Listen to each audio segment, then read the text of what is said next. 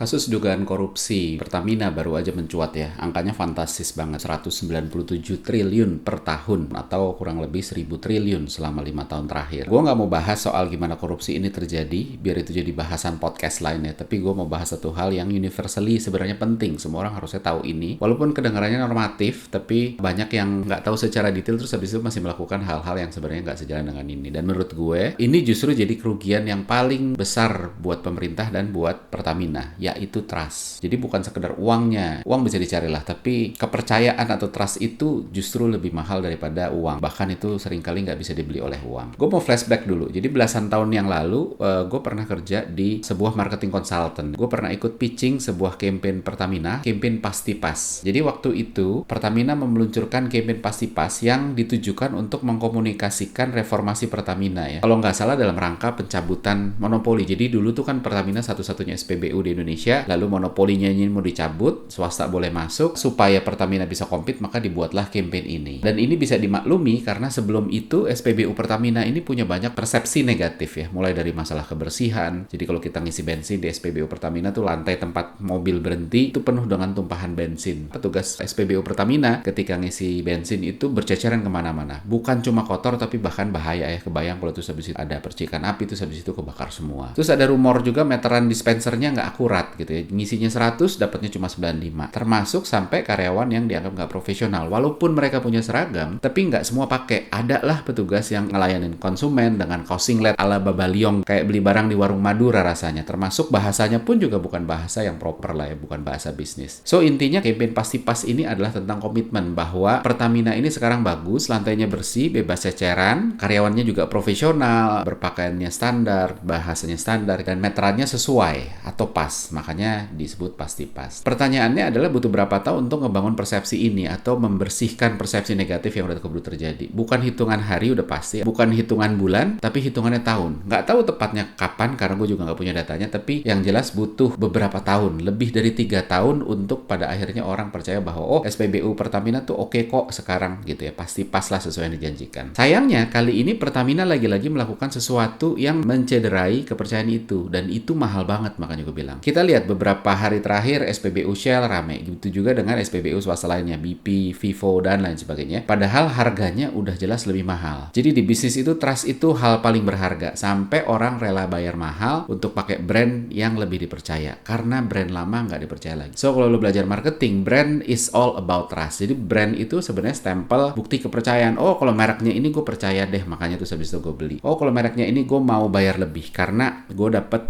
layanan, gue dapet service, gue dapet feature sesuai dengan yang selama ini gue dapetin, kurang lebih gitu. Jadi sebegitu mahalnya. Kalau lo ngerti bahwa brand itu mahal, maka lo ngerti bahwa kepercayaan itu segitu mahalnya. Karena tanpa brand, harga suatu barang itu jadi nggak semahal sebelumnya lah gitu. Lo cuma beli benda komoditi. Karena itu tadi, brand itu sebenarnya adalah tentang kepercayaan. Pertamina meresponnya dengan menahan harga Pertamax ya, begitu Shell rame. Kan pas banget cycle-nya memang setiap awal bulan kan adjustment harga-harga BBM. Menariknya adalah Pertamax ini ditahan nggak naik, sehingga gapnya jadi jauh sama swasta, sama Shell, Vivo, BP, dan lain sebagainya. Yang sebenarnya ini menurut gue sebenarnya bisa jadi kasus lain lagi nih, karena Pertamina itu kan BUMN. Kalau harga minyak naik lalu dia tahan, kemungkinan ya kan dia subsidi. Subsidinya pakai apa? Pakai uang negara, dan udah ada aturannya mana yang harusnya boleh disubsidi dan mana yang enggak. Dan setahu gue Pertamax harusnya enggak ya. Jadi kalau memang benar Pertamax ditahan harganya karena disubsidi, karena mau ngeberesin yang kemarin, ini bisa jadi kasus lagi. Anyway, gue nggak mau masuk ke sana. Yuk back to topic lah ya. Pertanyaan besarnya itu adalah kenapa trust itu penting? Dari sisi prinsip dasar otak manusia, mudah-mudahan kalian gak bosan buat terus-terusan ngomong ini, tapi prinsip dasar otak manusia itu kan selalu 3. Seek pleasure, avoid pain, conserve energy. Tujuannya untuk survive. Gimana caranya kita selamat dengan mencari hal yang menyenangkan, menghindari hal yang menyakitkan dengan cara yang sehemat-hemat energi mungkin. Jadi otak akan selalu berorientasi untuk cari kesenangan atau menghindari hal menyakitkan dengan cara yang paling mudah. Gak perlu mikir supaya bisa hemat energi. Trust itu adalah salah satu shortcutnya. Kalau lu udah percaya, lu nggak perlu assess satu persatu omongan orang atau penawaran orang. Misalnya, kalau lu ketemu orang baru, apa langsung percaya? Kan enggak. Lu berhati-hati dulu. Setiap omongannya, gerak-geriknya tuh lo cerna bener-bener untuk tahu, ini kira-kira maksudnya apa? Ini menguntungkan gue, merugikan gue ya? Jangan-jangan merugiin. Di satu titik, ketika trustnya kebangun, maka lu udah nggak assess lagi omongan dia satu persatu. Udahlah, gue udah percaya lah gitu. Karena ngapain? Otak akan berpikir, gue juga punya tugas untuk menghemat energi, bukan cuma seek pleasure dan avoid pain doang. Jadi ketika gue mengakses omongan orang, gerak-gerik orang, dan selalu selama selama beberapa lama itu selalu sama orang itu nggak ditemukan sesuatu yang berbahaya. Semuanya itu soal pleasure, tidak ada pain-nya. Jadi ngapain di-assess lagi? Udah biarin aja, yuk kita percaya aja yuk. Jadi kita menghemat effort, otak tuh nggak perlu mengakses ini, jadi nggak buang waktu, dibuang energi. Toh selama ini aman-aman aja kok. Jadi kita bisa tetap survive tanpa menjadi ribet. So intinya adalah manusia itu pada dasarnya ingin percaya, karena percaya itu adalah shortcut atau toolsnya manusia untuk bisa tadi berhemat energi. Permasalahannya ketika trust itu dihianati, maka otak pun akan ngeriset programnya yang tadinya di automate, yang tadinya udah nggak usah di-assess lagi. Yuk balik kita ke mode awal lagi nih, perlu di-assess nih. Dia kurang ajar nih, kemarin gue lolosin aja tuh habis itu kok ternyata nggak bisa dipercaya. Yuk kita assess satu persatu lagi, dan bahkan lebih ribet. Bisa butuh waktu lebih lama untuk jalanin mode assessment ini lagi sampai akhirnya trustnya terbangun lagi. Karena apa? Karena otak mikir, gue dulu udah mulai konsisten mempercayai dia, terus dia cheat. Nah kalau sekarang tuh habis itu gue mulai assess lagi, baru 1-2 kali tuh habis itu gue percaya lagi, nanti jangan-jangan dia cheat lagi. Maka dari itu otak akan mikir, wah nggak boleh meleng nih, nanti meleng dikit dia kambuh. Sampai kapan? Ya nggak tahu. Dan makanya ada orang-orang yang trust itu nggak bisa balik gitu. Jadi trust itu ya udah selamanya gue nggak percaya lo lagi lah. Ada yang bilang begitu ya. Yang kedua adalah manusia itu kan hidup dengan harapan. Harapan yang bisa bikin kita bertahan. Kalau kita nggak punya harapan lagi, jadi kayak daging bernyawa tapi nggak punya gairah aja gitu ya. Sama kayak orang sakit, kalau masih punya harapan maka dia masih mau fight dan dia punya kesempatan untuk hidup. Tapi begitu dia udah nggak punya harapan, maka ya udah kayak mayat hidup aja, nggak ada dorongan untuk fight. Dan coba kita lihat di kehidupan sehari-hari. Kita kerja lebih giat tuh juga karena ada harapan. Entah harapannya mau capai target, naik jabatan, atau sekedar menjawab tanggung jawab yang diberikan, atau apapun itu. Jadi itu yang membuat kita mau fight. Kemampuan kita juga berkembang karena ada harapan. Makanya kita belajar. Oh kalau gue belajar nanti gue lebih ngerti, lebih gampang ngerjain kerjaan gue, lebih dihormatin orang, gaji lebih gede, dan lain sebagainya. Jadi kalau kita nggak punya harapan, maka nggak ada dorongan untuk belajar. Dan jangan salah, jangan bilang, bokap gue udah tua, udah nggak berharap macam-macam tapi masih hidup aja. Ya benar gitu ya, nggak berharap macam-macam bukan berarti nggak berharap. Buktinya masih makan, buktinya masih mandi, buktinya masih bergerak dari tempat tidur ke kamar mandi. Itu yang menggerakkan adalah harapan. Harapan untuk gue bersih, harapan untuk gue bisa melegakan rasa kebelet, harapan untuk apapun itu. Jadi nggak punya harapan muluk-muluk bukan berarti nggak punya harapan. So harapan itu penting. Hubungannya apa harapan sama trust? Kalau trust udah nggak ada, maka harapan pun jadi nggak ada. Ngapain sih ngarepin orang yang nggak bisa lo percaya? Jangan berharap sama orang yang nggak bisa dipercaya lah, lebih nyakitin kan gitu ya orang bilang ya. Dan kalau orang udah nggak punya harapan untuk seseorang, lalu ngapain masih berhubungan? Nggak ada udahnya nambah-nambahin kerjaan otak, karena setiap berinteraksi sama dia, otak malah harus assess. Jangan-jangan ada omongan yang menjebak. Dan disitulah orang udah mulai malas berhubungan, karena otak pengen hemat energi, kok malah jadi boros nih gara-gara gue berhubungan sama dia. Jadi udahlah, mendingan gak usah deh. So, trust itu bukan cuma soal kepercayaan, tapi dampak ke belakangnya itu banyak banget. Dan itu yang nggak bisa dianggap sepele. So, yang harus diingat apa? Yang pertama, nggak semua kesalahan itu berakhir ke trust issue. Semua orang tahu bahwa kita tuh nggak sempurna, kita bisa salah. Dan maka dari itu nggak semua kesalahan jadi trust issue. Trust itu bukan soal output, tapi soal intention ya. Outputnya salah, tapi niatnya benar, maka kita akan dimaafin. Yang bahaya, outputnya benar, padahal niatnya salah. Seringkali nggak dipermasalahkan, karena seringkali orang lihat outputnya. Kalau outputnya benar, ya udahlah, nggak usah dipusingin gitu ya. Tapi begitu outputnya salah, baru dikulitin. Kok lu bisa salah sih? Kalau ternyata asalnya dari intensinya nggak benar, oh ya udah, emang dia nggak bisa dipercaya, kelar lah ya. Tapi kalau sebenarnya nggak ada masalah intensi, ya udah deh, dimaafin deh, dikasih kesempatan lagi. Gimana dengan capability issue? Orangnya mau perform, dia kerja keras banget, tapi nggak bisa-bisa. Tapi intensinya clear, dia serius. Apa lalu jadi trust issue? Bergantung pada apakah ada orang lain yang bisa ngerjain itu dengan lebih baik. Kalau ada yang bisa ngerjain dengan lebih baik, mungkin jadi ada trust issue. Walaupun nggak fatal ya. Atasannya mungkin mikir, ya udahlah digeser aja. Mungkin gue sudah nggak bisa percaya dia ngerjain ini lagi, tapi dia nggak punya niat buruk sehingga ya udah kita taruh aja di tempat lain. Tapi kalau ternyata nggak ada juga yang bisa ngerjain lebih baik, jadi mungkin emang cuma sebegitu karena toh nggak ada yang bisa ngerjain. Harusnya kan begitu ya. Hati-hati juga dengan kepercayaan orang. Kalau udah dikasih kepercayaan, jangan mulai nyanyain. Orang itu biasanya nice try dulu ya, iseng-iseng cheat dulu, deg-degan, ngerasa bersalah, sekali cheat kan begitu ya. Aduh, gue nggak enak nih, dia baik banget kok gue cheat ya. Udah deh, gue nggak mau ngelakuin deh. Tapi karena nggak ketahuan, ya udahlah, untunglah. Lalu diulangin lagi nanti, masih deg-degan. Aduh, gue ngerasa bersalah nih, tapi masih nggak ketahuan. Nah, yang ketiga kali dan seterusnya, biasanya rasa bersalahnya turun dan sampai akhirnya rasa bersalahnya hilang sama sekali ketika terus-terusan berulang. Dan ketika itu terjadi, maka jadi ada integrity issue karena ada intensi yang buruk. So, apa yang kita bisa pelajarin dari sini? Pertama, bahwa trust itu penting dan mahal karena trust itu mekanisme otak untuk bisa survive, dapat pleasure atau avoid pain sambil juga hemat energi. Jadi dengan adanya trust, otak bisa dapetin semua dengan cara yang mudah, nggak perlu boros energi, nggak perlu diakses satu persatu. Yang kedua, bahwa trust itu akan meniadakan harapan. Kalau udah nggak percaya, ya jangan berharap lah. Makin nyakitin untuk berharap ke orang yang sulit dipercaya. Lalu kalau udah nggak ada harapan, ya nggak ada gunanya gunanya berhubungan, nambah-nambahin kerjaan otak. Yang ketiga, nggak semua kesalahan adalah trust issue, karena orang akan lihat intensi. Kalau intensinya benar, maka outputnya nggak jadi masalah, setidaknya untuk awal-awal lah ya. Walaupun kalau berang terus bisa jadi masalah. Maka dari itu, orang dipecat bukan karena kesalahan, tapi karena trust issue, karena udah nggak dipercaya lagi bahwa dia bisa dipercaya. Udah nggak dipercaya lagi bahwa dia bisa memperbaiki. Kalau trustnya masih ada, maka lo kan selalu dikasih kesempatan. Yang keempat adalah leader, baiknya juga jangan resulting. Jangan cuma lihat hasil akhir aja, karena hasil nggak selalu berasal dari niat